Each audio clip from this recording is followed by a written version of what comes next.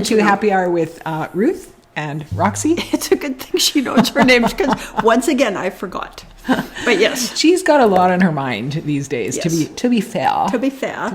Yes. So we're getting, as we've talked about, and there's a love note about it and everything. We're getting our house ready to sell, and the photographer and oh my God, drone photographer are coming on Monday. Oh, the drone photography is so cool. It is really cool. I love that. It is. Too bad. I mean, it is a shame it's winter, but there's a lot going on. But I have a haircut and highlight appointment tomorrow with our favorite Bradley.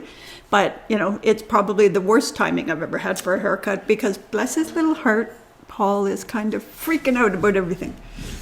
As some do, yeah. And it's like it is a stressful thing moving. I mean, every time we move, and we haven't moved a lot. I moved a lot as a kid. I changed schools every 2 years until high school, and I swore when I was an adult, I wasn't going to do that to my kids, and B, I just hated moving. Yeah. And we lived 4 years in our first place, 8 years in our second place, 17 years in our next place. So that means that in this place, we should stay 35 years to keep the pattern going. True. So hopefully, with any luck, I'll be dead before I have to move again. Unless I win the lottery. Yes. And we could buy a compound. Then we'll just have more than one place and I'll just shop. That's right. And fill another house. That's fine. That's good. It's the sorting and moving. It is. But, and there's a part of it because, I might be a little bit of a hoarder with spices. I wrote a blog post about it because all of a sudden it's like, wonder why I bought pickled walnuts. And it was expired, so I didn't even taste it. So I didn't even make anything with this. Pickled walnuts. So for a while I went through, there's a pickled walnuts. There's a cookbook, a chef, and his name is Otto Lengi. Yes. Mm-hmm. And so it's sort of Middle Eastern-ish kind of I always dishes thought that his stuff. first name was Otto and his last name was Lengi. Yeah, no, it's Yodam. Yes. Yodam, I think. I've seen that a few times now in your posts. I'm like, oh, yes, he has a first name. Yeah, but I was on a kick with him for a while, and I did make some of his. Like I made I think I've made it when we've had stuff together. It's it's like a garlic creamy custardy pie. Like it's savory, but it's balsamic, roasted balsamic garlic, and it's either got a puff pastry. I did it one time with a potato crust. Okay. And inside it, it's like what you would have. It's almost like a quiche Okay. But it's more creamy, and we'll have to make it again now that I'm talking about it. I'm drooling as we speak. And he has black pepper tofu that's good. I've made quite a few of his dishes. I'm not sure why I bought pickled. And that's the problem with me, though. I go through the cookbooks when I can't sleep, especially, and then I'm like, Amazon, I can get that. And then it shows up and it's like, what recipe? Why did I order this? I can't remember. Well, and I shop when I'm with you. And because it's catchy. It's catchy enthusiasm. And we'll be going through stuff and then I'll look in my cupboards. I'm like, so I still have the mushroom sauces in various iterations. Sorry. That we bought in Rome. Yes. Well, I haven't. Roxanne, it was like, you got to get this. You got to get this. You got to get this. When I open one up, it's fantastic. It is. I love it. And then, but my problem, somebody wants you. Oh, it's just them talking about signing grown-up things. Oh, man. But it is one of those where you have to think, because I'm doing it kind of now, where you have to say, I'm going to use everything in this cupboard by this date. Because also they expire, right? Oh, my God. You better take that. That's 3 times. No, they're just texting. They're texting about there was something we had to sign for the real estate guy, and then Paul said signed, and then he said thank you, and then Paul started telling him how great the backyard looks because we're buddies with our realtor, and it's just like, and Paul's very proud of that he worked in the rain. I saw him out there. Well, actually, Neo saw him. Jumped up against the fence and was just watching, just hoping some love would come his way. No love came his way. No love. No. Paul owes Neo then. I don't think he even saw anything. He looked like... He was determined. He was down. Yes. But you know what? I've talked about this book before, Letters from Paris. Yes. You're doing what she did in that book. Like, that book is so... Okay, this one, we were talking about, on our walk at lunch today, we were talking about the things that we do at night when we can't sleep. And you listen/watch The Big Bang Theory. Yes, it's like Valium for me. And I have various books that I listen to. I mostly listen to audiobooks, a few podcasts, but mostly books. And I'll listen to the same ones over and over again because they're comforting. And I am listening. I just have to tell Paul. Oh, yeah. I was going to say, tell Pot that there's Paul on the stove. But Letters from Paris was one of my go-to books to listen to because it's so inspiring. Yes, so the story, just briefly, if I can ever tell a story briefly, behind this book is a woman was working for a tech, some big tech corp in, I think it was San Francisco, and she burned out badly. It was advertising, that's what she was in. And she was burning out badly, and she got her 2 weeks vacation every year, and she's like, I'm killing myself, like 70-hour work weeks, and in 2 weeks per year, I'm supposed to recover enough to come back to my job. And so she decided, after doing The Artist's Way, which I've also talked about before, because The Artist's Way by Julia Cameron, and I'm going to put a link to that in here too, has been really, really inspirational and pivotal for me at various times in my career. So she got inspired by The Artist's Way to start doing morning pages and figuring out what she wanted. And she realized that what she wanted was to travel, not just 2 weeks, but she wanted to go for a long time. So she made it her goal to quit her job within the year, to save enough money in 1 year that she could sustain herself for a year and leave and go. And so she talks about all the things that she did. And she basically got herself down to one suitcase, like her whole apartment. She sold furniture. She had all the things, like she's an artist. That comes into play later. But she had all these art supplies. And so she started using them up. And she would use them up, paint them, and then give a painting away to someone. And then when she was done with that, she had her leftover supplies, and she walked out to a park and found a mom with a couple of kids and said, would you like this? And gave it away. Oh. And she did that with clothes. She did that with furniture. She did that with all her things until she had nothing but what she could travel with. Right. And then she That's incredible. Sublet her apartment and did left. it. Yeah. Right. So she talks about cleaning out your underwear drawer. Yep. Like, because it's overwhelming when you start, right? Yep. But if you do one tiny thing, clean out your underwear drawer, because really, all your underwear should be good underwear. It should be good underwear. No one should have bad but underwear. That's the funny thing about sort of moving, because you have to make time to do it. Yeah. But it also makes you realize, and it goes back to, oh my God, what was the woman about the joy? Only keep what gives you joy. But she did the book thing. Yes, Marie Kondo. Yes, but then you realize, like, it's like I have not Spanx, but probably Spanx wannabes that have never been comfortable, and I'm like, why do I have these? And it's a timeline that propels you. She had a timeline. Yeah. Because she was going to do this thing, right? And I think it's really important that you go through the things and think, why do I have this? Now I just threw out a bunch of plugins, but honestly, I'm a little bit worried that what's going to happen is in 3 weeks I'm going to go, where's that plug-in? Right? But I went through them and they were old. What do you mean plug-in? Like, like things you plug into it, not phone, like something like a phone plug-in. But like for chargers or something. Yeah. Hey. We have happiness. No, you're fine. You don't need to bark like that. Yes. Yeah, that stuff is, I mean, I have numerous, cupboards, pantries, closets. But it forces you, right? Yeah. Like for the first time since we moved out, I could actually show you my closet. Right? Because I've seen your closet. It's big, and even Kalina, they're having fun. But our house doctor is always laughing because she's like, Ruth, that's nothing compared to, and she said even her own, right? Like, really? because I had all the clothes. You know what I did? I took all the clothes I haven't worn, and now they're under the house in the crawl space. Okay. But it's a good experiment to see if I don't go, where is this? Yep. Right? So all of it is good, but I like the Letters from Paris sort of thing about it, where it's like you have a goal and you're going to set yourself up to do it, because then she got and lived the dream, right? Now, to give a bit of a caveat to that, she was able to make or save $100 a day. Is her goal. $100 a day, that can't be right. No, that's, if you do the math, that's like 36,000. Yep. You know, you could travel Oh, and yeah. not live for a year if you're not paying rent or a mortgage. Or if you could house it in Paris, or you could get a small room that's got a little kitchen. And honestly, like you get a baguette and a chunk of cheese. Yeah. When we were just last in Paris, right? And I just did a little love note, and I'll talk about it more. But like I would go out in the morning and get some croissants and stuff.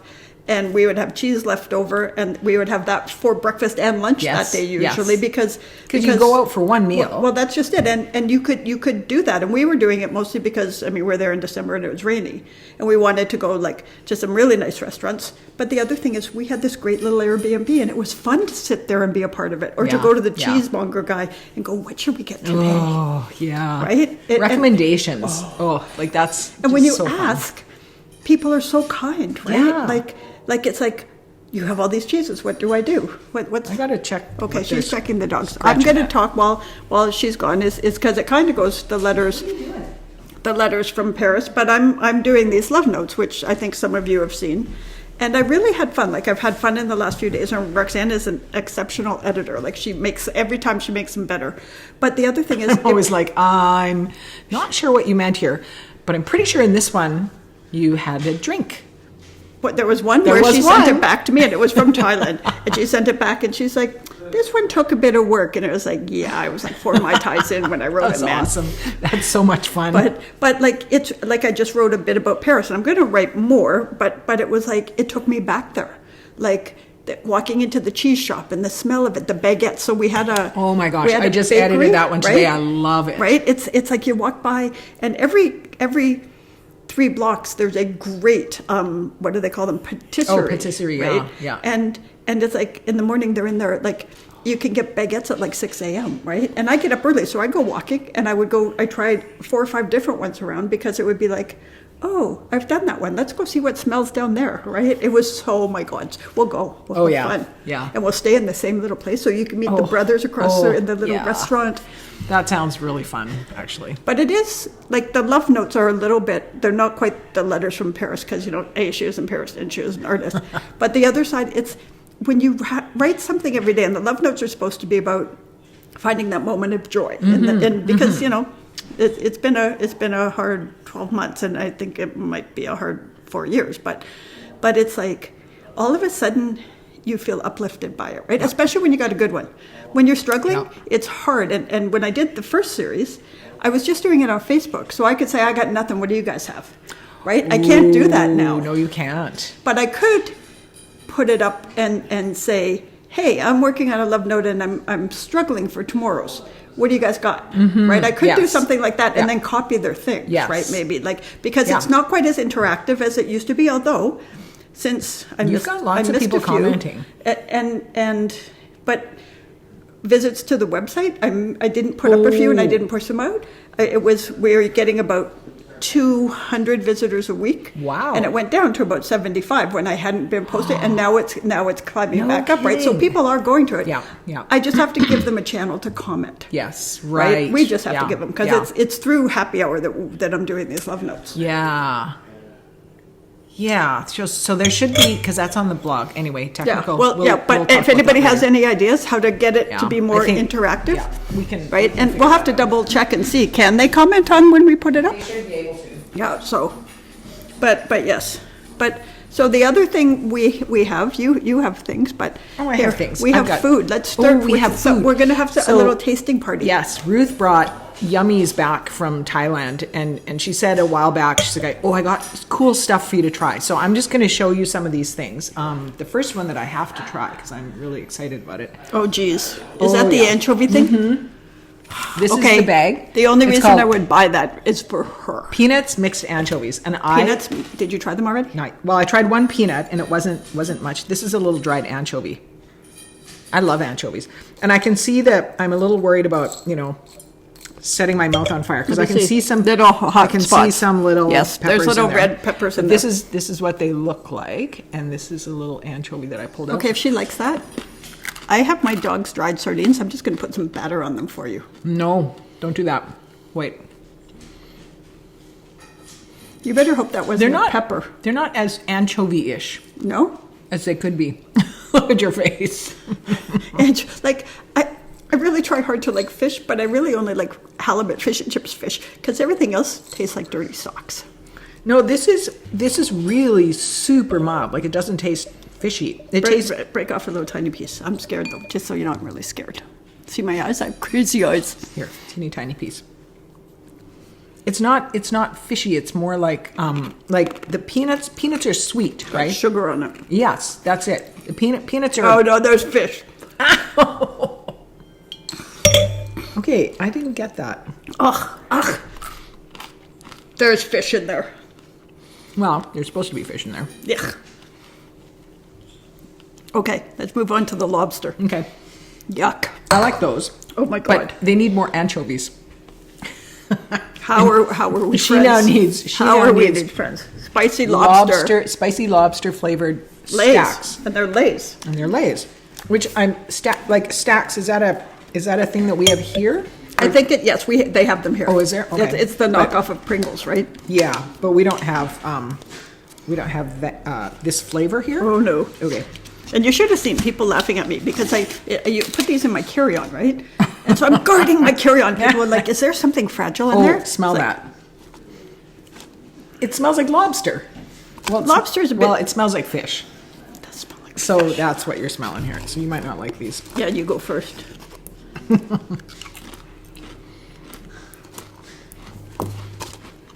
Oh, those are good. Are they fishy? Fuck, they're fishy Yeah, too. they're fishy. I didn't want to say it until you tasted it because She's mean to me. is lobster fishy though? No. Like it isn't. But Unless it's been left on the counter too long. oh, yeah. I kind of like those. Those are good. That's good. They can stay here. Here. Okay. I don't know how we're friends. Because I try anything and you cook everything. So I'm a good taster for you. Okay. So these are, I guess that's also Lays in Thai or something. Yes. And I have no idea what this. Let's see what that is. Well, that's another. Oh, it's a lobster. Is it a lobster? Grilled prawn and seafood sauce. Where did you say? Oh, there it is. Grilled prawn and seafood sauce. Okay. Sorry for whatever crunching. Noise you're getting, but turn us down if you can't take the. Because I can't take somebody chewing beside me. You're okay, but Paul, I'd want to punch. Ooh, these smell really good. Yeah, I bet you they smell like fish and they taste like fish. Well, I mean, seafood. Like it does. Seafood smells like fish because it's it's related. the ocean.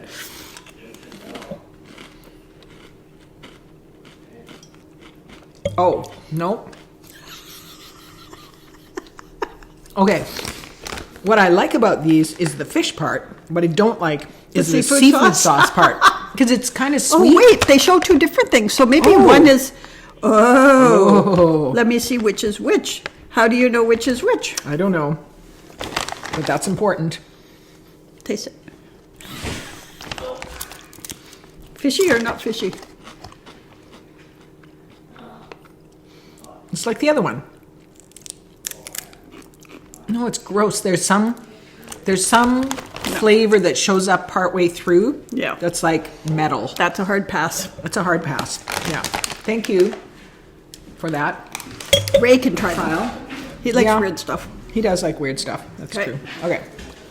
You know, she doesn't like it when she puts chips aside. Yeah. Okay, so this one Okay, is... remember when I did the things for Festivus? And they were on the little spinach leaf and all this, and it's like a street food thing. Okay, so you see and so that? you put like they use Betel leaves, but you put like ginger. Betel, B-E-T-E-L, like Beetlejuice. Don't say that name 3 times. Beetlejuice. That's 2. I don't know. Okay, so you put these things in. I'll link to a recipe, and you put them in a little. I use spinach here because I can't get those. Right, because it would probably be it's a Thai specialty restaurant, like kind of, right? But they're like a party in your mouth. So I'm very interested to see what these are like. Okay, now my hands are greasy. I have to use a scissor. Also, she's really busy. Yeah. She's really busy tasting potato chips, and she isn't busy pouring us bubbles, which is what we haven't said what we're drinking either. Oh, we haven't. Well, this will shock you guys, just all to pieces. But we're drinking Stoneboat bubbles. Yep. And we ordered them. We ordered a dozen bottles each for the holiday season. And we're gonna have Why to do you order put more. these things? Why do you put these things online? Because you know what? Why do you say those? They don't listen. Well, that's true. And you know what? They want. Oh, I should pour myself some more. It's a good thing I'm here, people. Oh, it so is. Also, now I'm glad I'm going to see Bradley tomorrow because right at this moment I don't like my hair. That is so how it goes though with hair. Yeah. You make the appointment and then you're like, my hair has never looked better. Yeah. And for like 12 hours, it's the best hair you've ever had. But I just decided I didn't like it because the part's not right. And although I might not have actually brushed it when I washed it because I was kerfuffled. So. I was going to say something. Oh yeah, you know what I did today that got me all kerfuffled, and just a little square-eyed. I started on my taxes. Yeah.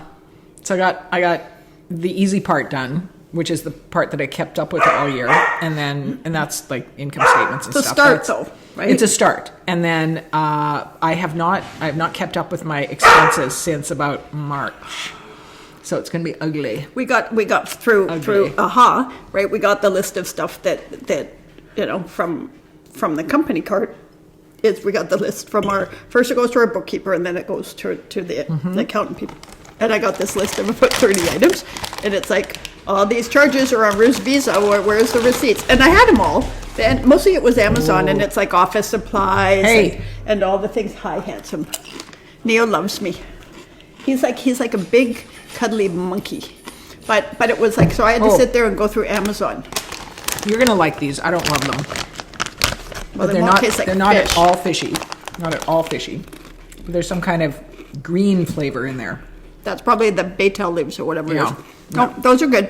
And so, but they do have the proper way you do them is you do use little dried shrimp, but it makes them fishy to me. That makes sense. Wow, you're just so determined. My husband's upstairs playing golf on the MetaQuest. Oh my God, if you could only see her little face. She's got- looking up there with love in her eyes, wondering, can we turn this just a little tiny bit to Yeah. show her? Oh my God, There look she at is, her. looking very pathetic. She loves him, Yeah. and he's not paying attention to her because he's Well- playing golf with his buddies on the VR. He is, and the virtual reality that he plays, he ordered an attachment for the handset that Yep. is a golf club, and it feels like a golf It's club. cool. It's weighted, everything. He gets all of the same haptic feedback, like are you slicing, are you hooking, all Yeah. the things. So when he hits that thing, like if the dogs are there, like he would... Knock their heads off. It would be Not good. bad, very, Yeah. very bad. No, I did so that. he puts a gate up. Yeah, even with Supernatural, I can remember working out, and there's some where you're kind of bending and doing this, and poor Precious would like stand under me, and you'd bop her, and she would just be like, "What the hell, man?" Why are you doing that? Yeah, no, I always use a gate. I always put a gate up Yeah. when I'm doing that too. Now Okay. Scruffy and So Chalupa these- just sit away from me. Spicy salted egg potato chips. I like the sound of this.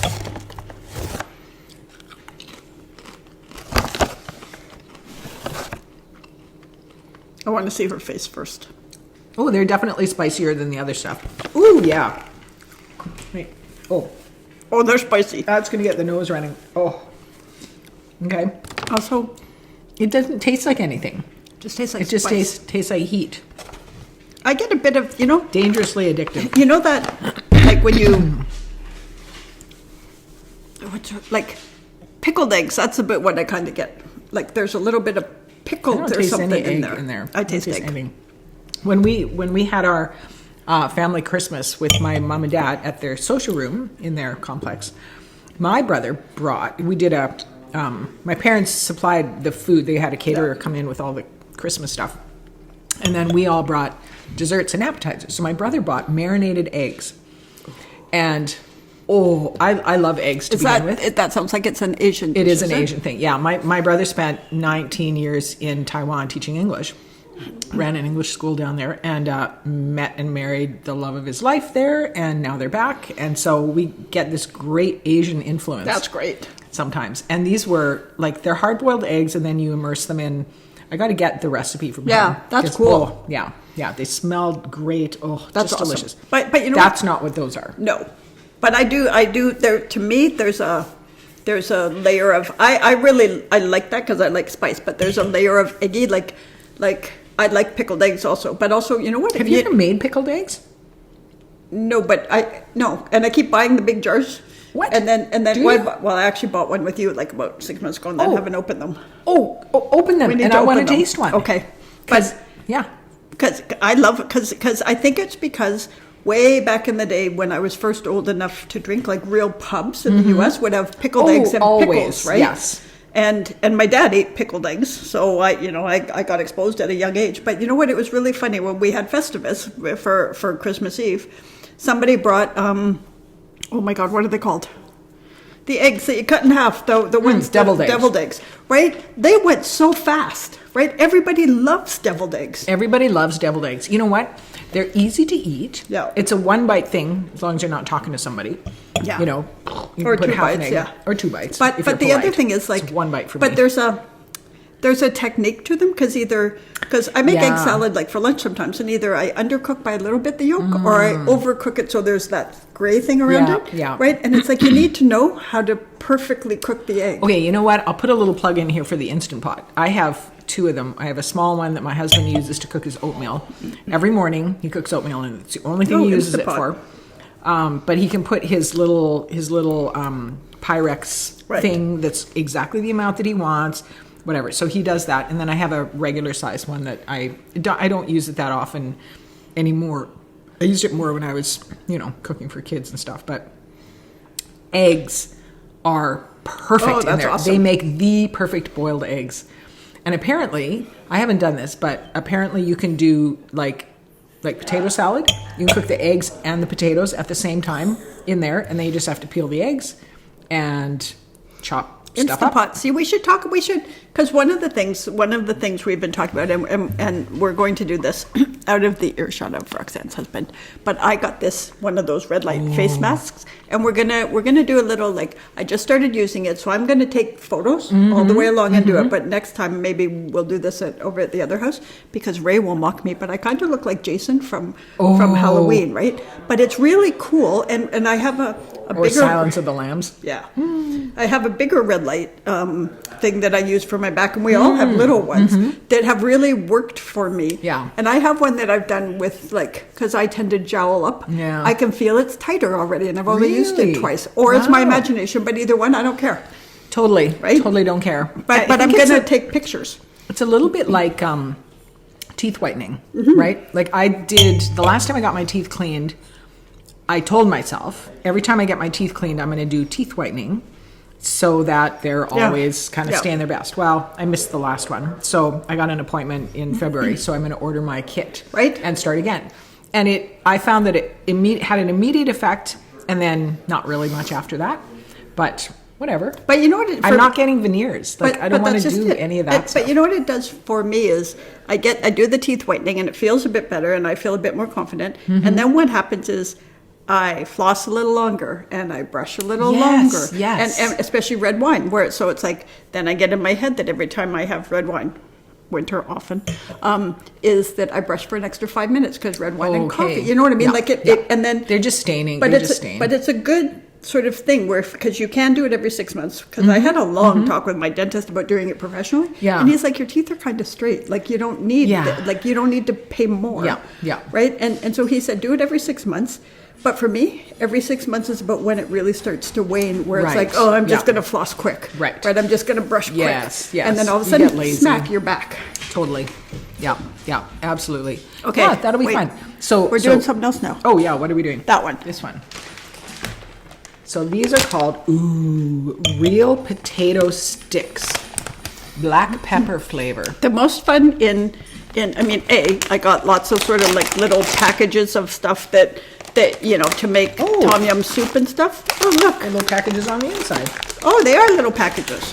But they have all these things that are there. But the most fun is going into every different. They have 4 billion 7-Elevens in Thailand, right? And you can get beer and you can do all the things. What do they call them there? 7-Eleven. They're 7-Elevens actually. I don't think they're really 7-Elevens though. Okay. I think they're a knockoff. But it's really interesting. All of them have different snacks in them, and it's regional. Oh, these are good. I guess we have to go back to Thailand. Oh, these are good. These are like... These are good. They're real potatoes. They're real potatoes. They're like those sticks, like hickory sticks. Like hickory sticks, except they're black pepper. Yeah, and these are bigger. They're more substantial. Oh, I like these. Okay, that's good. See, that's good. See, we're learning things. We only have one more left to do. So this is the episode of us eating and you guys carrying the crunch. But Cashew nut, roasted tom yum flavor. So you know tom yum soup? Nope. You know tom yum soup from Thai. I don't. You do. Do I? Yes. Have I had tom it? yum, yes, with me. Okay. Tom yum, I think, is the one that has coconut milk in it. Because there's Tom Kai Gai, maybe that one, or it's tom yum, which is lots of soups have coconut milk in them. Mm-hmm. But yes. Ooh. Oh, and these have a little. Oh, a little. Like a little tray or something. Oh, look at that. There. Of course, we're bringing it out wrong.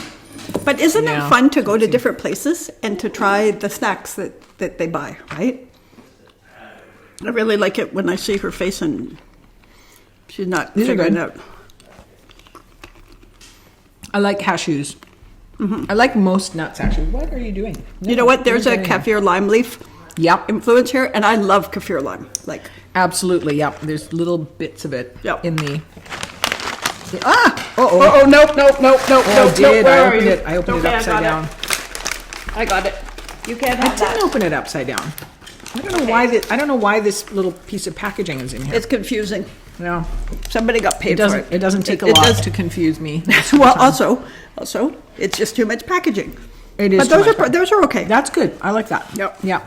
But it is fun to go, like when we went to Rome and when we went on a Greek island cruise, to see what snacks they get, right? Mm-hmm. And it's like, but honestly, they don't need fast food snacks because they're everything. Like, the little pastries are fabulous. The little sandwiches, my God. These are peppers. You gonna eat those? No. You think I'm nuts? Better not leave them for the dog. No. Our two dogs are right now, they're fine. You can see them running around and doing their thing, but they both had gastrointestinal upsets. Starting with Luna, a couple of days, and then yesterday Neo started. Well, today Neo started.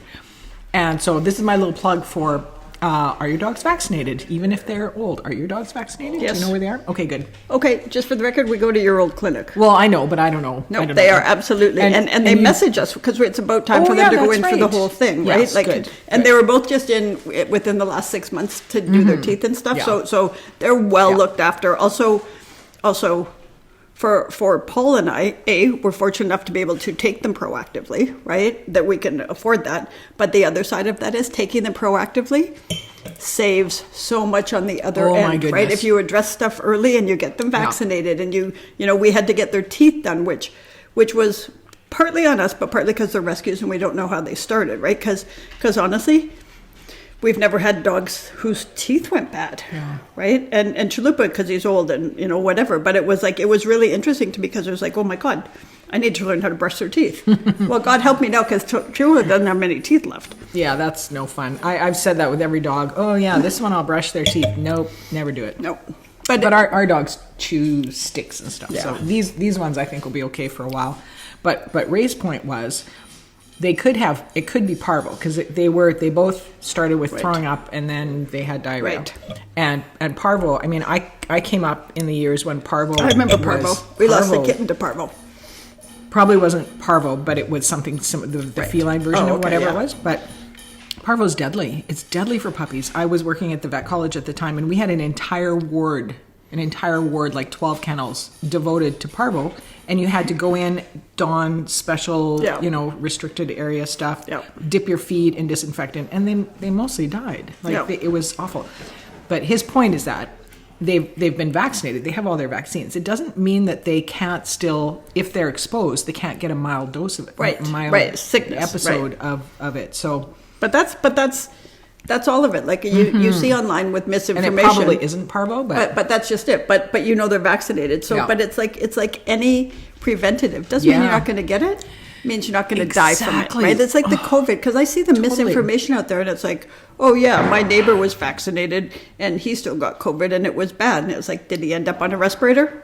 Exactly. It's a numbers game. Yeah. The whole thing about vaccines, and they call it because we're in veterinary medicine, it's herd health. It's herd immunity, because it all comes from what's the biggest thing? It's industrial food, right? Industrial food production. So cattle, hogs, chickens.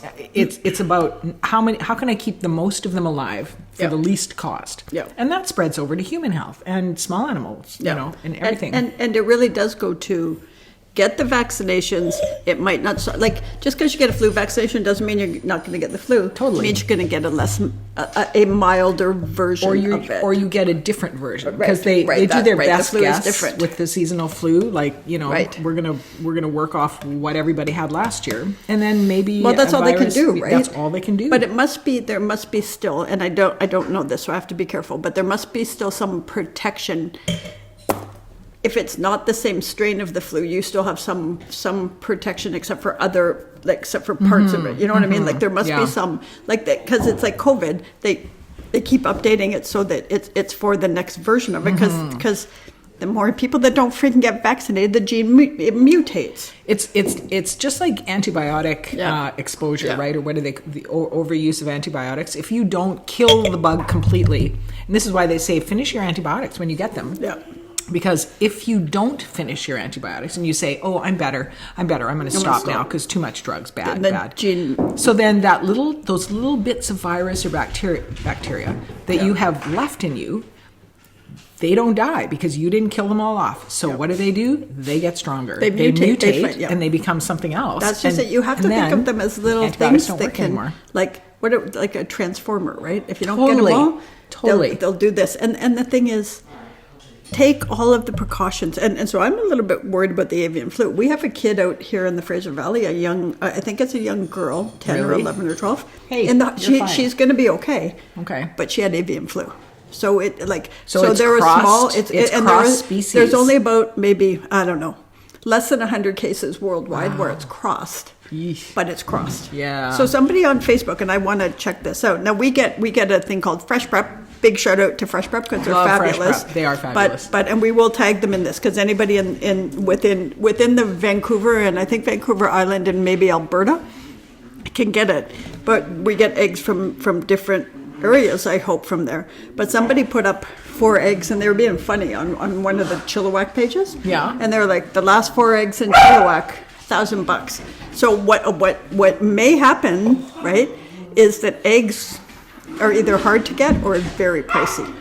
I just saw that somewhere. Somebody was saying that. What happened to all the eggs? Oh, I didn't put it together. Yeah. Wow. Yeah, we remember the avian, was it avian flu or was it something else? SARS. Was it SARS? Was it SARS? I don't know. It was definitely where a lot of like the in like commercial, 2001? I think later than that. But yeah, I mean, like CFIA, Canadian Food Inspection Agency, went to all the farms, and a lot of poultry farms just got shut down. Yeah. Like, it wasn't SARS then, because I remember with the mad cow stuff. Oh yeah. So at that time, they weren't letting any livestock across the border, and we were supposed to do, because we had worked on this documentary with our friend Mary Bissell. It was healing with animals, and it was all these animals that helped you heal. And one of the things that we had a challenge, because there was this pig. What was his name? I can't remember. But anyway, she helped her person with seizures. Right? Ooh, like a seizure alert. Yeah. And we were supposed to bring her across the border to be on the Vicky Gabbro show, which then was a national show filmed in Vancouver, taped in Vancouver. And we were supposed to do it. And then they shut down any livestock on the border. So what I had to do, and we did a tap dance. I ended up getting the phone number of the head of Agriculture Canada, and the regional person for out here, and me and Mary, or the other executive producer on it, we phoned him at home on a Sunday night because we were supposed to be on Gabbro on the Tuesday morning, and we had to get special permission, and I had to get an affidavit signed and witnessed that I would get the pig, like I would meet the pig at the border, and I would escort the pig to Vicky Gabbro. The pig would do its TV appearance. This sounds ridiculous. But then I would escort them back to the border. It's a whole chain of custody thing. It is exactly that. And I was on the freaking hook, right? Oh my goodness. If they didn't have a record of the pig crossing within 24 hours, I was going to be charged with something, right? So PR is not that freaking glamorous, but it was like one of those where it was like, first of all, kudos to Mary and the team there, because they did all the tap dancing. I was just there to say, you were the escort. Like I was just the worker bee that drove. And honestly, the weirdest thing is driving into customs on the Canadian side and saying, I'm not crossing, but here's the deal. And they're like, oh yeah, and everybody knew about it, right? It was wow. It was this magnificent movement, because everybody did also understand that this was an important story to tell, right? Because animals help, and this pig like would start to freak out when their person was going to have a seizure. Interesting, right? Oh my God, I'll have to go see if I can remember the thing. But it is one of those where it's like the we have to shut things down when that happens, but to Canada Agriculture or whatever it's called, their credit, they give an exception because it's mad cow. So they had shut everything down to be safe.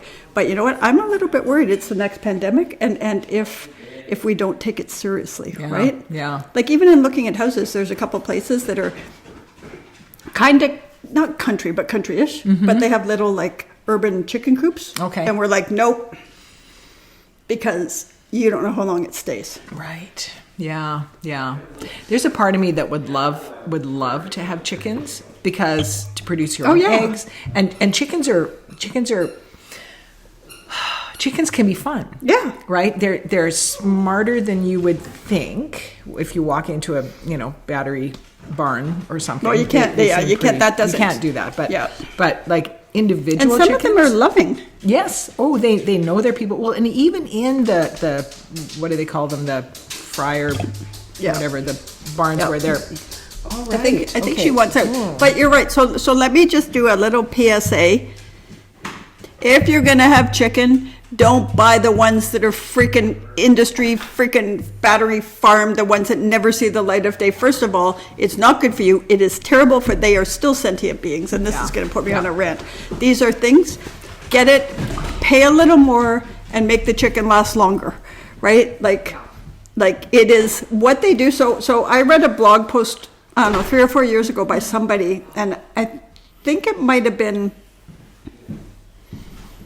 Vanity Fair author or the New Yorker or maybe it was even New York Times, and they were like, I don't believe in heaven, but if we get to the gates of heaven, what we're going to be judged by is how many fryer chickens we've eaten. Because they're just like, they are treated horribly. The same as the cows that never get to see the light of day. Don't eat that crap. First of all, it's bad for you. It's full of stress hormones. And the other side is, we should all eat a wee bit less meat. But if you're going to have meat, do it. Get how the animal has been treated humanely. Find the ethically raised labels, because they mean something. They do mean something. There is now, I think, I can't speak authoritatively on this, but there is now more regulation in that area, and it at least in something. Canada. At least in Canada, Not so much in the U.S., but you know what? Go to a local butcher, because they will be able to talk to you. And most local butchers actually give a crap about the animals. And like what Ray has said often is he's like, have an animal that lives a good life and has one bad day, because honestly, we all have one bad day. Exactly. Right? Yeah. But one bad day. You are better off eating tofu or beans than getting a chicken, because those chickens those animals, whatever it is, are raised in stress. And you know what happens when you have stress? It runs through your body. And you know what happens when you eat stress, right? And I know that sounds woo-woo. Yeah. But honestly, there's probably a connection of some kind there. And I can't cite anything, and I'm going to go see if I can find it. But honestly, there I saw some studies that were real studies that just talked about, the meat is tougher. There's all this stuff because stress serves nobody. Like what it feels like when stress is in your body, right? Yeah. And it does sound a bit woo-woo, but also the world's hard enough. It's not that much more expensive to buy eggs that are free. Wait, because free range and free run are two different things, right? I can't remember which one. It's free run. Free run is they get to go out in a little place, whereas free range, they get a bigger space. I think free range right? is the better one. Yeah. And honestly, it's not that just much make more it expensive. stretch for and that honestly, and I absolutely agree. That's a little bit of privilege, but the For other sure. but the other side of that is when you can do that, right? Right. You know what I mean? Yeah. Like the thing is, I get it. If it was a single parent trying to feed 3 kids, I could get it that an extra $2 for a dozen eggs is too hard. But if you can go to a local farmer's market, right? Like we get with fresh prep, and granted, it's a little bit more expensive and it's quality ingredients, but with fresh prep, the eggs aren't any more cheap. They're not any more expensive. No. Than the non-free range ones, and Yeah. these are ethically sourced, Yeah. right? Yeah. Like it is. There are ways to find it, and I know it's not easy for everybody. So you can't blame someone who can't. No. But if you can, this is a way to change the world. You can only do what you can do. Right. And you can only learn. Yeah. We all do the best we can with the knowledge that we have and the abilities And that we have. but that's just right? it, and so- what we have to do for it. Yeah. So this is not to shame anybody No, who can't. no. But if you get a chance, go to a farmer's market, because I bet you, if you went to a farmer's market and you said to the farmer, "I really want these, but it's out of my budget," that I'd pay extra for eggs if somebody else could pay a little less, right? Did you ever watch that show called, I'm going to forget what it's called now. Portlandia. That's it. Portlandia. Did you ever watch that? Oh, wait, one? who was in that? Somebody I was don't in that. remember who was in Was it. it David Duchovny? I don't think so. Oh. I don't think, I'm I'm not sure why that, but yeah, okay, that's an interesting I one. haven't watched a lot of it. I kind of look at that as sort of the Portland version of Corner Gas Right. for us Oh, Canadians. that's interesting. And I love Corner Gas. Yeah. And I've watched a few of Portlandia, but the one that just cracked me up, because it's really funny, because Portland is weird. Speaking as someone who's never actually been to Portland, it's on my list. I want to go. I want to go. We should go next year, because Yes. we tend to do a little wine tour, but and yes. last year we went to Europe instead. We had a wine tour in Europe. A It was lot of good. wine tours in Yeah. Europe. But that would be, and we've been to Kelowna a few times, so we love it. But Yeah. that would be a good one That to would go be a to good in the one. spring, Yeah, right? that would be a good one. So there's an episode in there where a couple go. I mean, it's very farcical, very satirical. And so there's a couple that goes to a restaurant, and when they get in, the wait staff seats them, and it's all good. And then they get the menu, and the menu has like chicken, whatever on the menu. The chicken's name is Dave. The chicken was raised in this, environment. This was his favorite color. He liked this. And See, I couldn't eat that. if you'd like to meet Dave, you could meet him. And that, like, there was a whole thing about it. And the person ordering was like, I don't know. How did Dave feel about this? Like, was Right. this a good day for Dave? Like, Right. yeah, like it went It way is- overboard. It is It went way overboard. to But make a you know point, what? But it was hilarious. If they actually described to me, like I can remember when I worked on the Chinese edition of Maclean's when I first came That's out here, right. and we had an amazing Chinese editor, and she was a Buddhist, and we would go out for dinner, and she would say a thank you to the creature, because we ordered a lot of seafood, to the creature that was giving up its life for it. And when she did that, it was kind of like, yeah, I don't want to eat that now. Mm-hmm. Right? You know what I mean? Like, and I think that's really important. Like, I really freaking like Yorkshire pudding and gravy and all the things. I don't really know if I care about roast beef. Like, Yeah, I wonder if there's yeah. a way, because according to my vegetarian friend, those gravy mixes, There's no meat in there's them. no meat in them, right? Yeah. Although it is a byproduct of all the stuff, right? Right, So right. the thing It's is, probably but, mostly MSG. but it is like one of the things where it's like, I think if I wasn't so lazy, I could be a vegetarian. Oh, they're all So pathetic. so cute. pathetic. But it is an interesting thing, because so I have to tell a story about my great niece, which sounds like I'm really freaking old. No, they're all fine. They just love you. They just miss you. Yeah. We're watching them. But so my great niece, which really does make me sound ancient, but anyway, she Wait, was great niece? So my niece Trina, Yes. her daughter. Okay. My niece Trina is more like my little sister, just saying. But Yes, anyway, yes. so her daughter, Trina does a lot of work in different places in Africa, and this one was in Cameroon, and they were there, and they had a group of people. They used to bring water wells. Her foundation, Obaki Foundation, we'll put a link to that too. But they were there, and they were staying at it's a little bit like a hostel, but it's a church hostel thing. And I stayed there once, and it was like a little, a little rustic for me. But anyway, I don't do rustic anymore. I'm over it. They got a chicken at the local market, a live chicken, because Trina and her husband had kind of taken on the, they didn't officially adopt them, but they had taken on the emotional financial support for a group of young men there who ended up in I think it's Beulah, and they were all together for Christmas and doing this stuff. So they got this chicken, and my great niece Acadia is playing with the chicken and it had a name, and they're hugging it and blah blah blah. And then they have dinner, and they're all eating chicken, and Acadia's like, I haven't seen Augustus or whatever that she had named it for a bit. And Trina and Ryan were like, and because it had become her pet. Well, they were there for 3 weeks, right? It had become her pet. And so it was like one of those where it's like, that's a pretty big life lesson. I think at that time, Acadia was like 8, right? How do you say, that drumstick? Yeah. Right? Oh, my oldest daughter, when she went to university, she did a dual major thing in literature, English literature, and animal behavior. Oh my God, that's a very interesting combo. Yeah, interesting combo. And what is she working now? Tech. Unrelated, completely. Except you have to, English literature and animal behavior takes a lot of critical thinking. Yeah. So at the time, oh my God. Hey, where's it? Did they knock some? Did they get up there? Oh, they're up there. They can be up there. They just can't get into the loft where he's playing golf. Okay, that's so good. I don't think there'll be any bloodshed, but we'll see.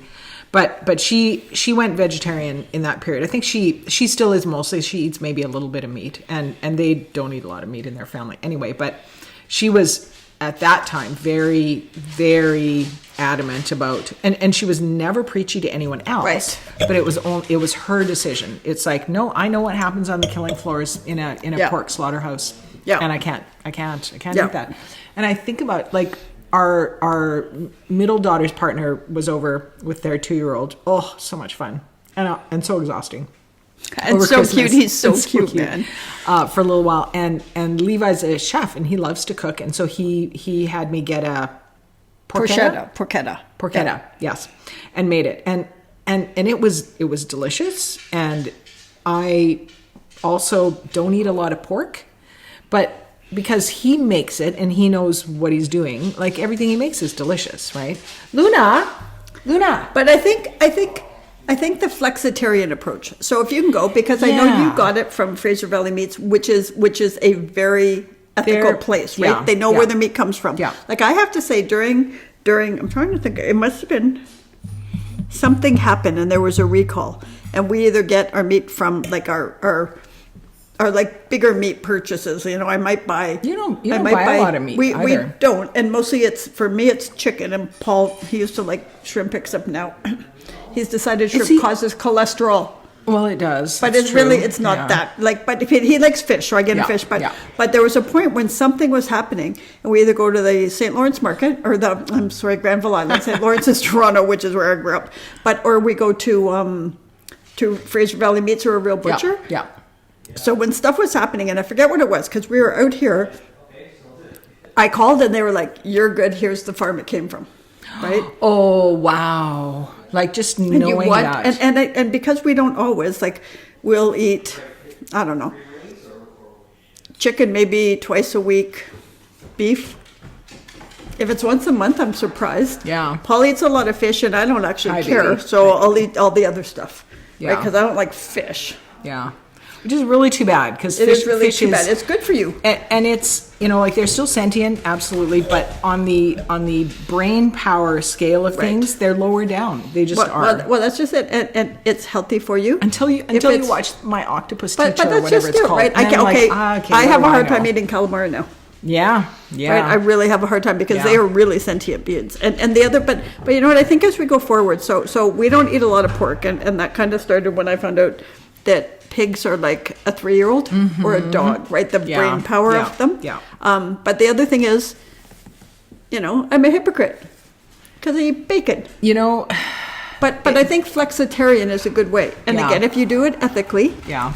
If you can, pay a little bit more Yeah. because the animal's treated better. Because honestly, we all have one bad day. Yep. Right? Yeah. So I have to tell you a story. At one point, my sister, because for some Asian communities, and we learned this because I would go to TNT and I would see armadillo in their freezer. And so my sister had an idea, and I actually thought it was a good idea, right? But you can't. Some armadillos are protected, right? They're threatened, and I don't think they're at risk of extinction, but they're threatened species. But if you drive through Texas, there are a lot of armadillos you see on this, like how we see skunks here. Roadkill? And my sister was like, what if it was fresh and we picked it up and we could sell it? And at the time, like, this was way before the internet and you knew all the things, but it was kind of like, well, actually, because you can sell their shells because people in tourist places would do it. And if it was a fresh kill and you froze it immediately, you actually could, right? And so then their life's not wasted, their death is not wasted. You get all these things. Locals could do it, and we had a conversation one time about how you would manage that, and you kind of can't, because once there's money in it, people would pick up things that were too rotty. Yeah. Right. But it was kind of like, Okay, so this just reminds me of there's an author named Carl Hyacin. Oh, I know Carl that. Hyacin? Yeah. So he's got a character named, I believe the character's name is Skink. Do you remember this? Like, No, it's just funny. like- It's just like, he's so hilarious. I don't think he writes anymore, or at least I don't think he writes alone anymore. But the character Skink he's got some huge crazy backstory, but basically he's a homeless dude who lives on the side of the road and eats roadkill and is happy to do it. And it's like the descriptions of him, he's just a bit player that comes in and out through the series, but friggin' hilarious. her memory for characters, but also If only I could remember my real life. But you know what? If you've ever been like through like Texas and you see the roadkill, and it happens because they all have big trucks. And I'm going to be kind here, except for Austin. Maybe the animals are as dumb as the fucking people who vote for Trump. but you know, like they have big trucks, so like the poor little thing doesn't have a chance. Well, and it's a lot of space, and It you've is got a a lot. highway cutting through a but lot of that's just space, it. which a lot means of migratory wilderness, patterns, but that's wilderness. just it. Yeah, and it just happens, right? And also there is a different, because a lot of people in Texas are ranchers, and I know we have to have this because we have to feed a population, but a lot of them see those animals as not sentient because they can't, right? Like the thing is, if you're a rancher, right, and you send your cattle to be slaughtered, you can't, or it would kill you. My first romance series that I wrote, I mean, I started early with my whole, I'm going to be a problem in this industry. I can see that now. Oh, sweet chicks are a problem in so many places. Thank you. Which is why I love you so I much. love being a problem. But the cowboy romances, right? You got to set them in the land where people grow animals for food. And shoot their dog if they're sick. Yeah. And the second book in the series, I made it a whole, the son's taking over for the father who's in a wheelchair, and the son is switching the whole ranch over to ethical stuff, and they're going to, they're not going to do the harsh weaning process, and they're going to let the calves stay with the mother longer, and they're going to have the one bad day butchery as opposed to feedlot stuff. And what'd your editor say? Oh, I got the rights back to all those ones. Oh, okay, those are the ones. These are different ones. They're called than the ones that's been optioned. No, not the ones that are optioned. Okay. These ones I called Wild Sky. It's kind of complicated because the original publisher has some rights. But anyway, that idea has always fascinated me. And I mean, I grew up in Saskatchewan on a hobby farm, but most of my relatives, most of my dad's family were farmers in some respect. My mom comes from a line of farmers too. And my husband, who, went through veterinary medicine, he now sort of talks about the way I grew up as, wow, I wonder how much trichinella you ate from the pork that was butchered on the farm. And what's that? Trichinella is that little worm that's encased in the meat, and when you eat it, it comes to life in your own body.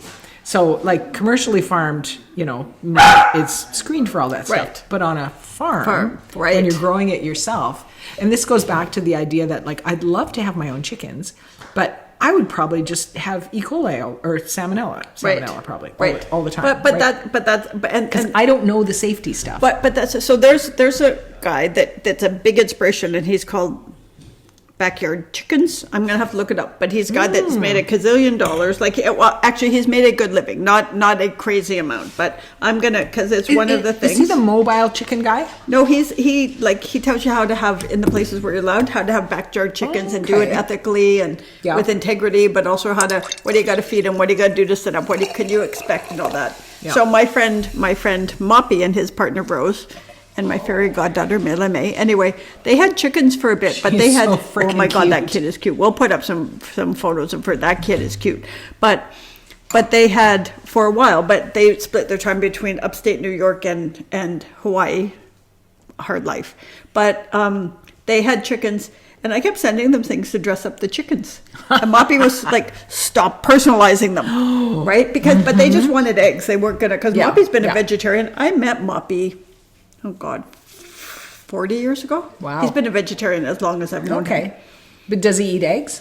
He'll eat eggs. Yeah. And he a pescatarian, sorry. He eats fish. Okay. Yeah. Right? And also I remember one time we were at a cottage, and he was like, vegetarian? And it's like, yes. And as he put it into his mouth and bit down, it's like, crap, that's got prosciutto on it. And he was like, Yeah. Like, that's the way to be a vegetarian in my mind. It's for the most part, he is very specific. But you know, and I have worked all of our friendship to try to make homemade, not meat gravy. But he's also the one that said to me, it's like, there's actually no meat in that packaged gravy.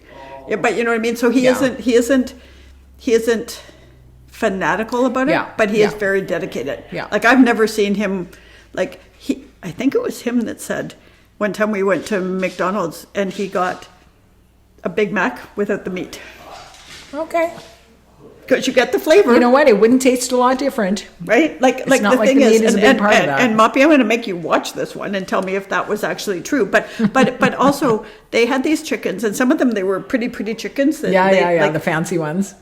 Except then things kept coming in and getting them, which is also a thing that you risk. Yes. Because you only get to have chickens when it's a bit rural. And if it's a bit rural, you get the things that get the chickens. Chickens are an attractant. They are absolutely an attractant. If you have chickens, I remember, I grew up in a rural area in Saskatchewan, and my best friend across the highway, they had chickens, and wow, you could smell them from like miles away. Yeah. They're stinky. Rats love them, coyotes love them, foxes love all but that's just it, right? Like, it's a whole, what is it, the fox in the hen house thing, right? Like, it's a whole ecosystem. There are cliches from that, because you know. Yeah, that's right. But yet we need all of that, and I think the balance of less meat is a good idea. And Paul and I've talked about it, and this year we're going to try to eat less meat. But you have to figure out how you do that and still get all the nutrients and the protein and stuff, right? That's not hard. Beans. That's not hard right? at all. And stuff there's like so that. much. There's so I'm much. Not giving up cheese. There's so much protein in so much of what we eat. Not giving up cheese. You don't have to give up cheese. Although maybe we could both reduce our cheese a little bit. Oh, kill me now. Also, I just said it, and I didn't like even saying it. It made my heart hurt. But the other thing is, I just discovered dates and blue cheese and candied bacon. That is an amazing combination. That is, I don't know what crack is, because I've never tried it. But it's good. But I'm like, dates and blue cheese and bacon. So the other side is, and I bought a specific tea, which I just found as I cleaned out my tea thing. I bought a specific tea that apparently if you soak, like, if you peel carrot shreds really skinny and you soak it in this tea and then you roast it, it kind of tastes like bacon. So I thought we could try that shreds? with the carrot, like peels of carrot. Right. You know what I mean? That. Yeah. I thought we could do a taste test, because I bought this freaking tea on purpose. I am open to that. Because I was trying again for my friend Moppy. What the heck is that tea made of? It's some freaking expensive tea that's been sitting in my cupboard. Like, it's a plant. Tea is a plant. I know, but apparently it's got like a hickory bit of flavor. Okay, some smoke. That's just him moving the gate. Oh, okay. But it's like, it's got all of that, because I was looking for it, because we used to always go to a cottage, and hopefully the people that own the cottage might be buying a cottage in Ireland, so we might all go there. But I was trying to think for Moppy, because we would be like, let's make bacon and tomatoes for breakfast. And Moppy would be like, you mean tomato sandwiches? Yeah. Right, for him, Yeah. I was trying to figure out something for him, and I found this thing about carrots tasting like bacon. Now, bless their hearts, people like vegetarians try really hard to do stuff, and they're okay with some of it. But if you compared the carrot to the bacon, I would like to do that. You know what? Like I would. Oh, hello, Raymond. Are you? Okay, first of all, I'm impressed that you could walk like that. He went downstairs. Yep. That's impressive that you could go that low, Raymond, because, Grade 11 and 12, Athlete of the Year. Athlete of the Year. Okay, how long ago Like was it that? was yesterday. Like it was yesterday. In fact, it was 50 years ago? No, 45 years Hey, ago. you're making noise on our podcast. That's Go over okay. there. That's okay. It's He's okay. fine. No, you can You open take up. those. You Take take those. those. Well, that's supper. No, we've got We're not tarts. done. We're not done here yet. The tarts have tarts. What would he like of these? What did I say he would like of these? Oh. Maybe these ones? Yes, Because they're not spicy? not spicy. He's the anti-spice guy. He has Oh, no, and maybe no tolerance. that's spicy though. Yeah, that one's The spicy. lobster's spicy. I'll try these ones. Maybe he would like the shrimp, the prawn thing. Yeah, he might like these. 'Kay. Because those aren't spicy. He could Nope. have those. Okay. These I'm not sharing. These ones I like. And they're too spicy for him. Yeah. Just tell him that. Oh, absolutely. I'll just tell him all of that. Okay, we're getting on to an hour and 5 minutes, Rox. So I will tell you about the books that I've been reading Yes. lately. So I have one book that I will highly recommend called Ask for Andrea. Ooh. So you and I have had this conversation in the past about bars where they say the bartenders, maybe there's a sign up, maybe there's a sign up in the bathroom, yes. in the women's bathroom. Oh, the that angel says, shot. The angel shot. Are you having a bad date? Do you need to get away from somebody? Are you afraid of Right. someone? Are you afraid you're not going to get out of here safely? Ask for, in this case, this book Angelo. is Ask for Andrea. Andrea. Or ask for an angel shot or something. There's a lot of bars that will do that. So this particular book, it's a thriller written by an author that's new to me named Noelle West Ely, I think. We'll It's her put a last link. name. We'll put a link there. And it's the most unusual thriller I've read in a long time about a serial killer who is being stalked by 3 women that he's already murdered. So they are unable You've been to telling me rest. this. This is awesome. They're unable to rest because they are not finished with what happened. Right. And their murders were not solved. And he was this guy who they met on a dating site. And he was this great eligible bachelor. Like he gave them everything they wanted to hear. Ted Bundy. Just like that.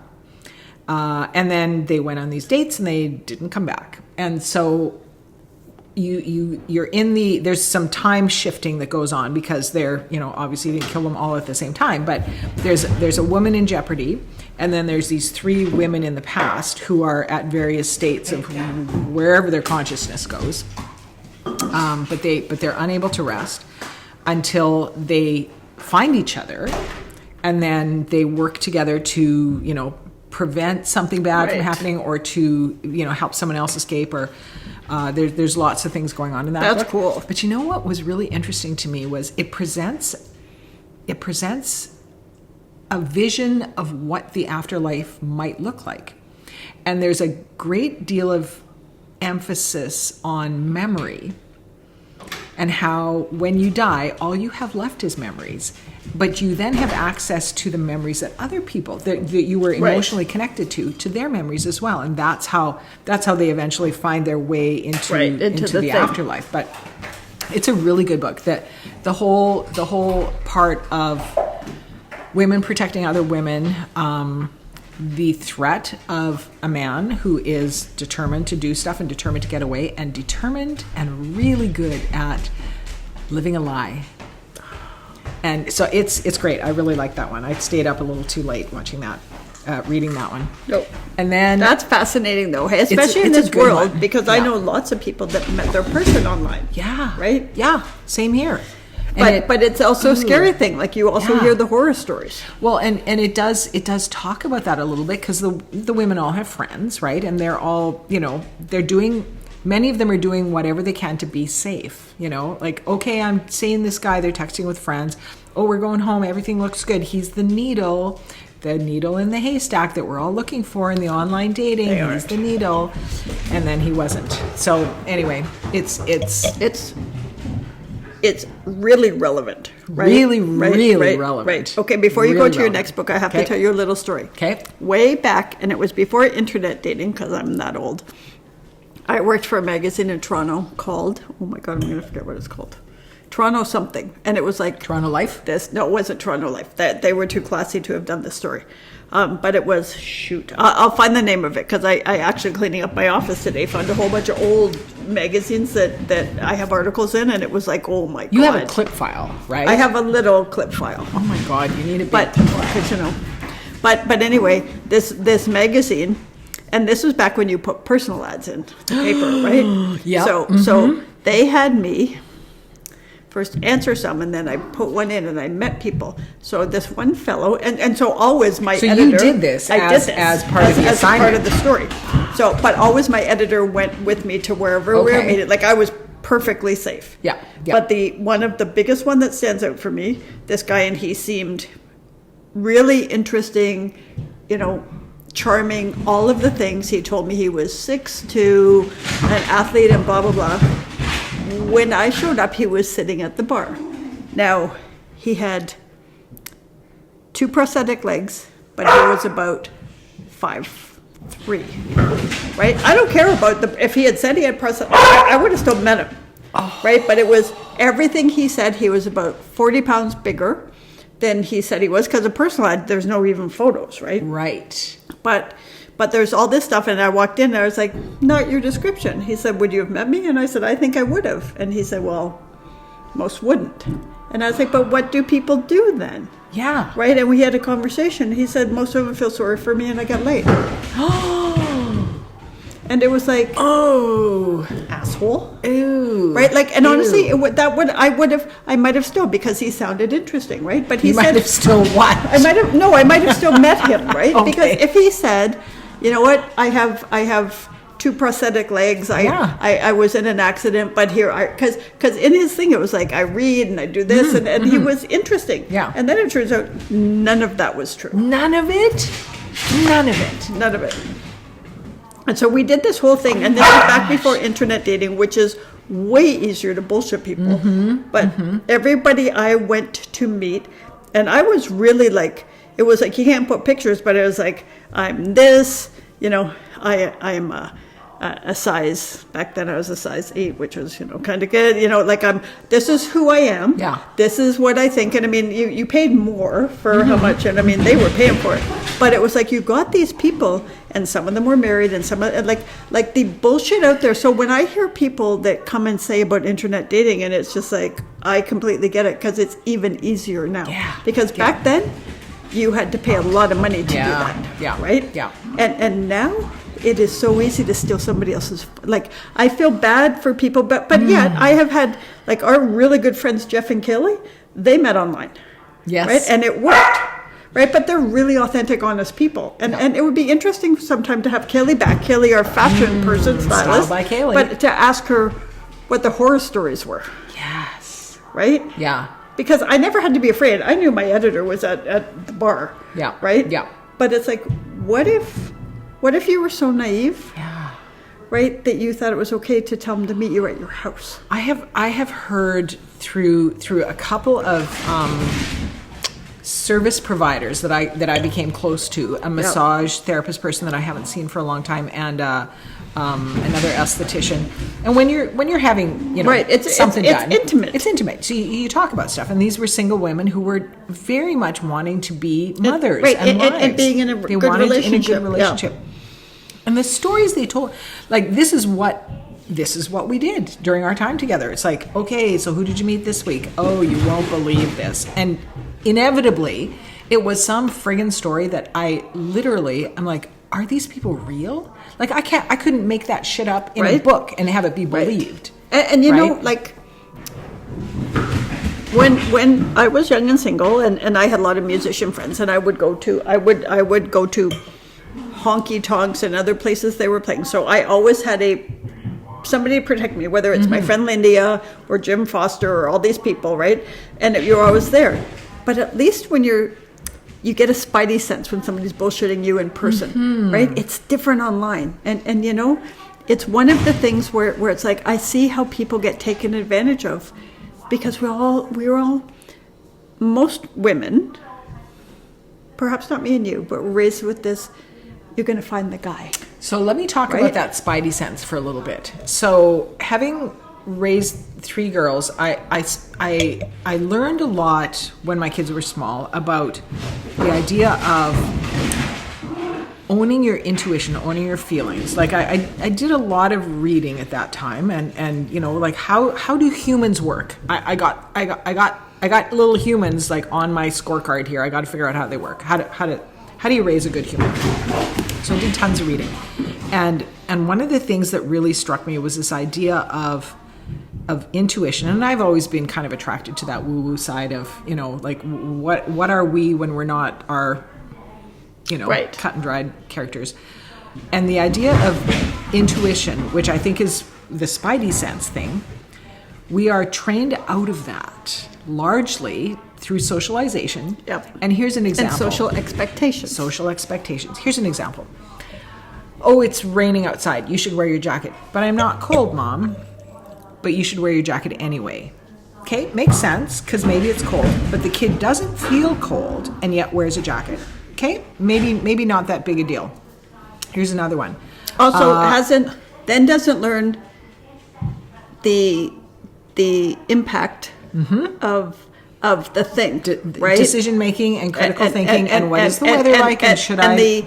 What happens to you if you don't pay attention to this stuff, right? So when you don't pay attention to what your body is telling you, when you sit on Uncle Jim's lap and you feel weirded out by it, and your parent is saying, oh, but be nice, be polite, he just likes you.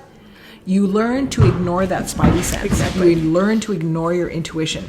And you learn to say, oh, I must be wrong. This isn't right. I must be a good girl, and I must do the thing that is expected of me.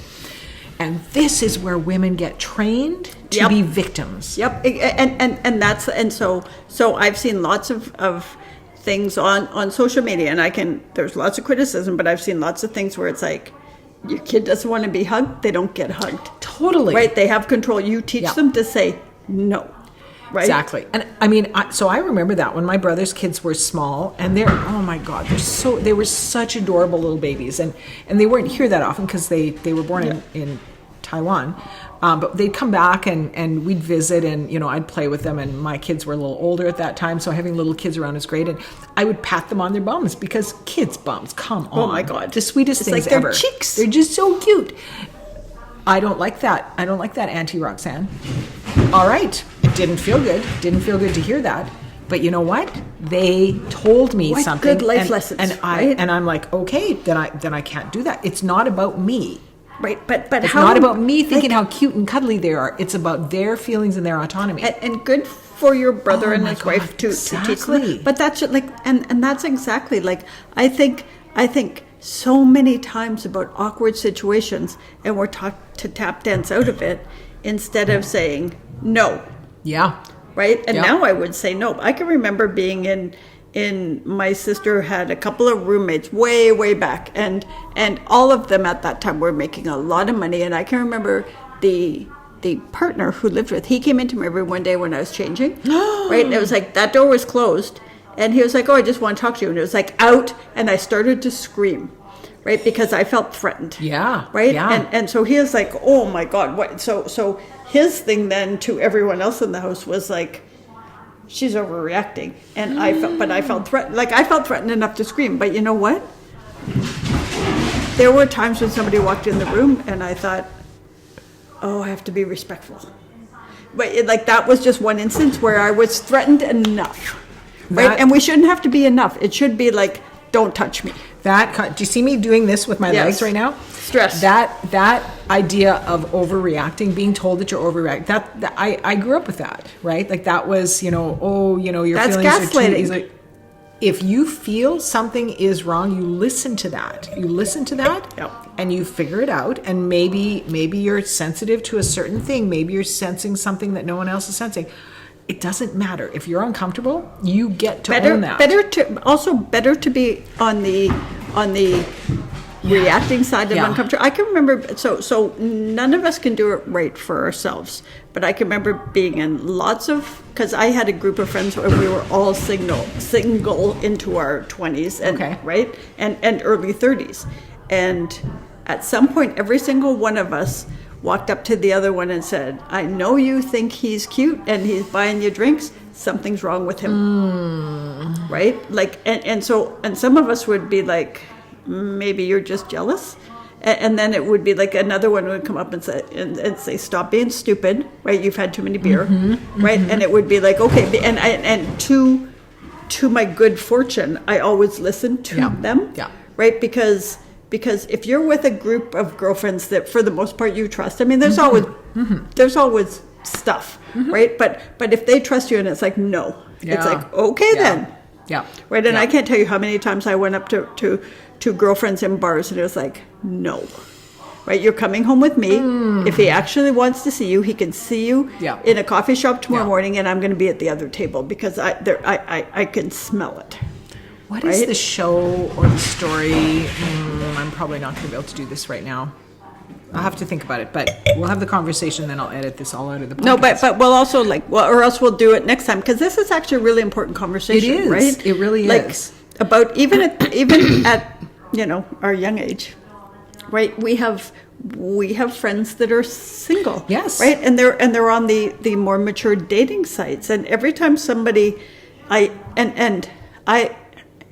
don't have lots of very specific examples, but I hear about people going on dates, and it's like, who knows where you are? What are you doing? And it's like, again, that book, they knew where they were, right? They were doing everything right. They were doing everything smart. And there are so many freaking predators out there, man. There are, there are. But it is also, I think we're getting smarter about the things. But I think what's challenging is the people that are really lonely or have some part that's broken. I mean, they are just so easy for the predators, and the predators are sophisticated. Like, that's the challenge of it, right? Well, and I'm trying to remember, it's either a show or a book. I don't remember which one it is, but the hero is in a bar with a woman, and she is out of control. She's been way overserved, had way too much to drink, and he takes her home and he drops her off, and he puts her to bed, and he leaves a note and says, hey, this is my number, like, I hope you're okay, bye. And oh my God, what a hero. What a hero. Like, he didn't take advantage. He could have taken advantage of her, and she probably wouldn't have even remembered it. But that's just it, right? And this, I know I've talked about this movie before, but A Promising Young Woman.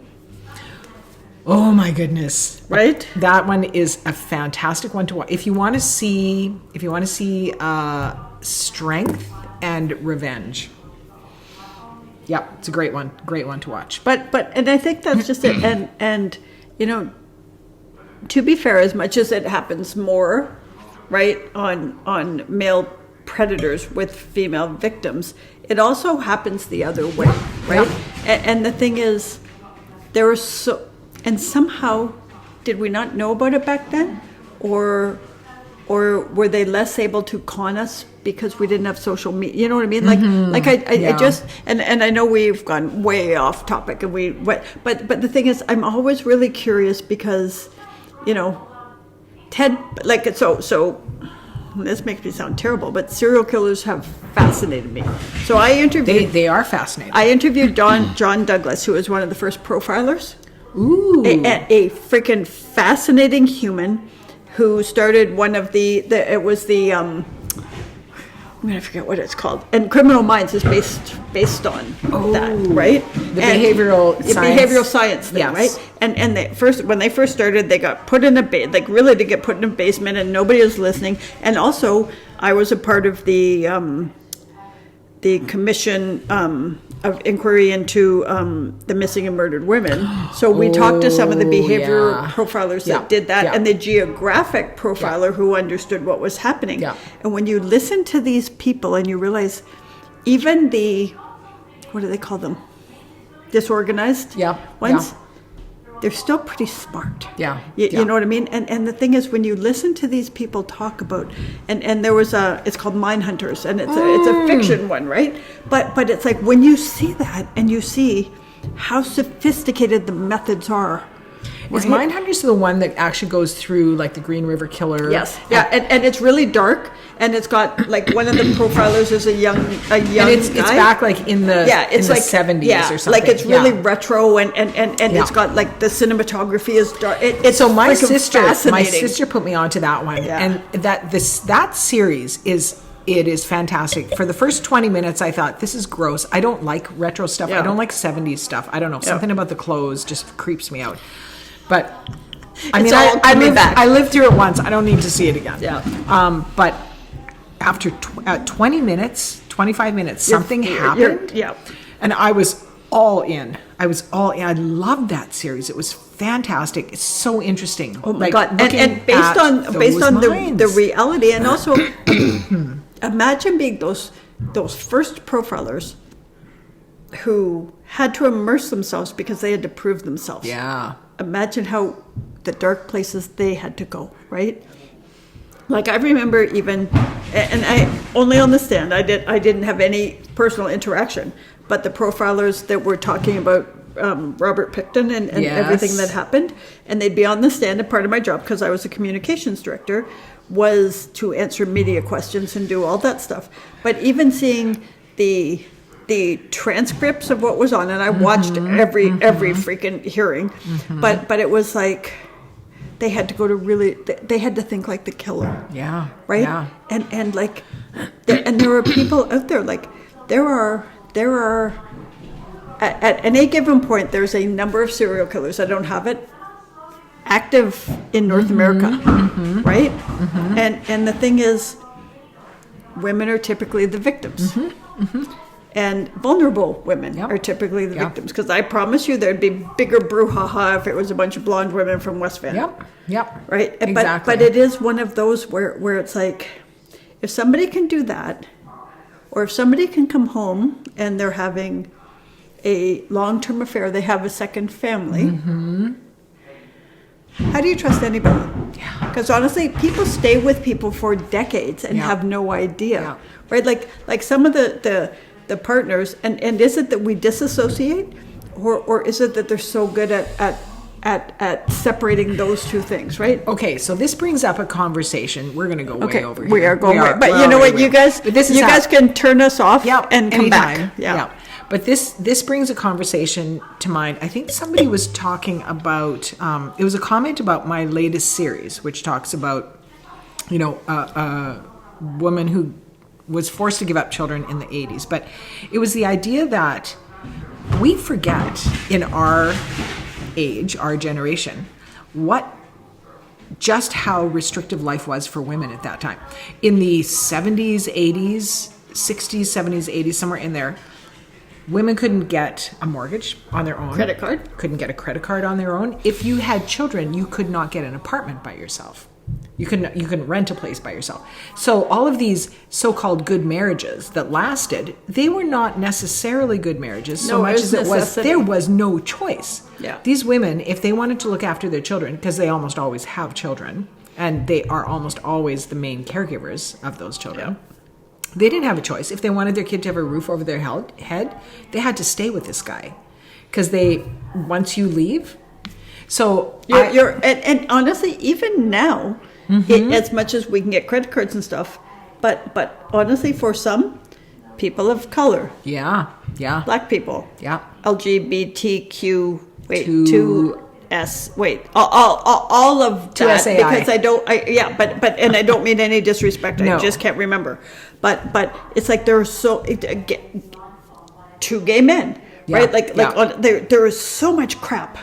Yeah. Right? And it's still so freaking patriarchal. I mean, I feel young. I don't know why. I'm younger than her, just saying. I shouldn't. But so I remember going to... Look at your pretty nice skin. I remember going to the bank when I would have been probably in my 40s, I'm guessing, at the time. And I wanted, I'd always had, before I got married, I had my own credit card. And then when we got married, I let it go. I don't know why, for some reason. I mean, we combined our finances and that's just how it was. And then I had kids and I wasn't working. So everything was in both our names. Right. But when you're the income earner, you somehow take top billing.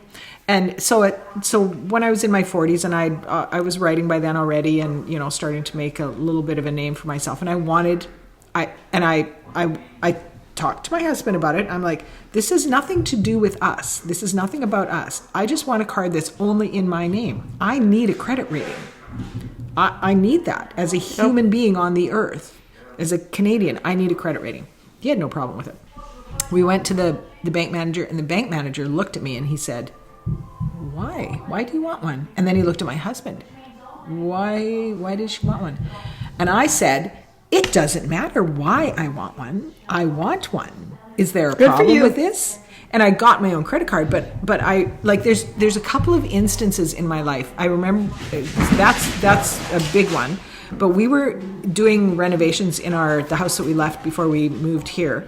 And it was a big reno. It was a total gut job of that house. And I had this idea for, Ruth, you would have loved it in this kitchen. So you know the backsplash under your cabinets.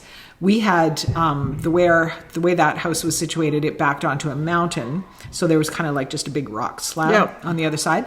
And I'm always about light. I want more light. So I said, hey, we're doing this renovation.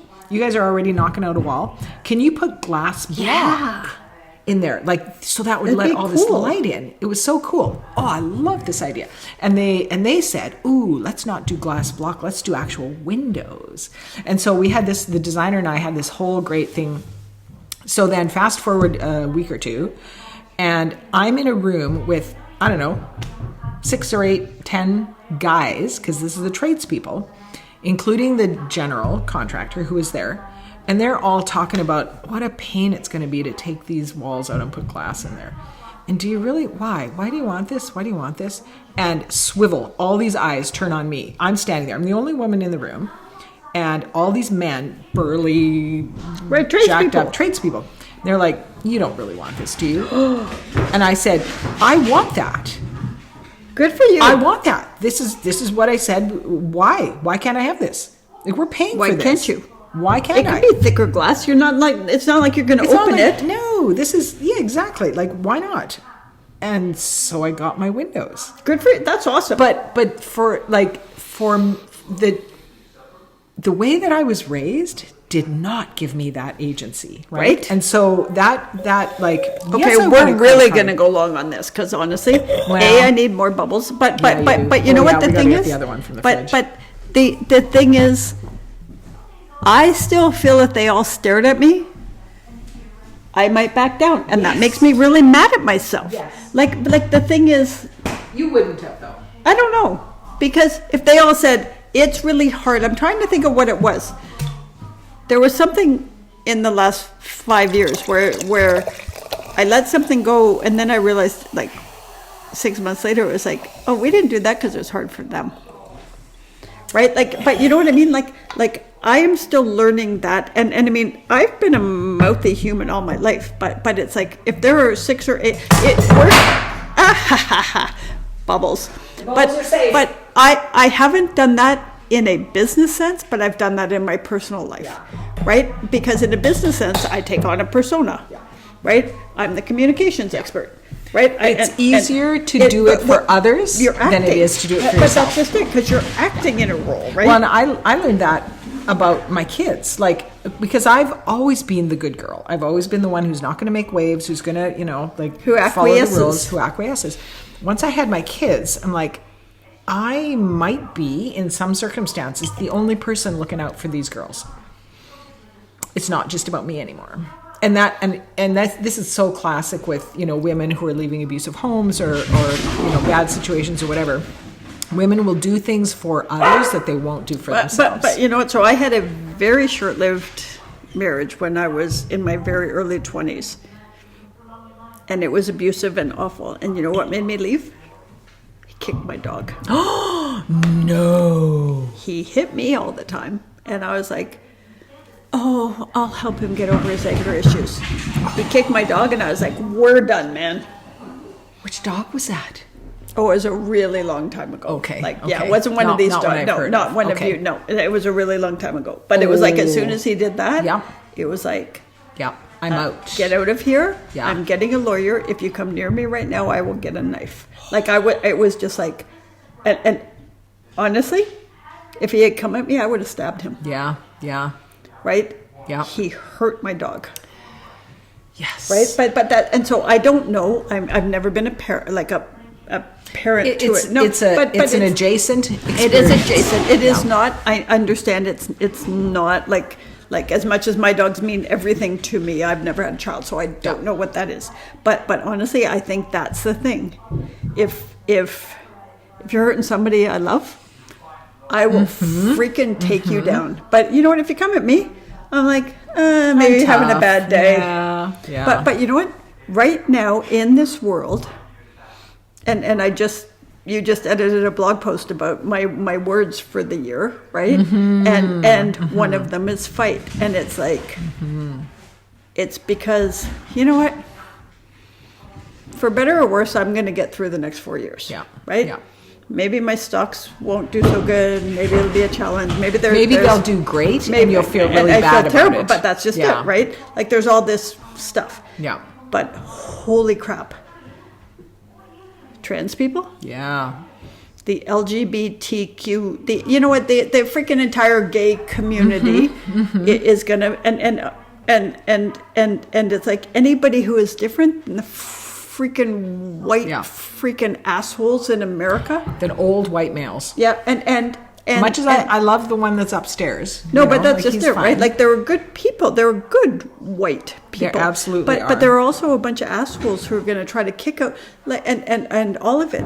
But it's like, and I'm sure my Facebook friends know it, but I'm a bit rabid about it because I am tired of. There have been times in my life when I was the one at the short end of the stick, except it was never that short because I'm blonde and blue-eyed. Exactly. Right? We still fit the image of privilege. Like we're like second tier privilege. But that's just it, right? We're not white, but old we're white males, women. but we're old white women. Yeah, and we are youthful. We are mature. Right.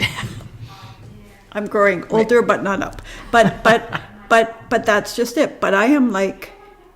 It's one of the reasons why with our little move, I'm hoping to have, I don't really want a suite, but I'd like a little studio.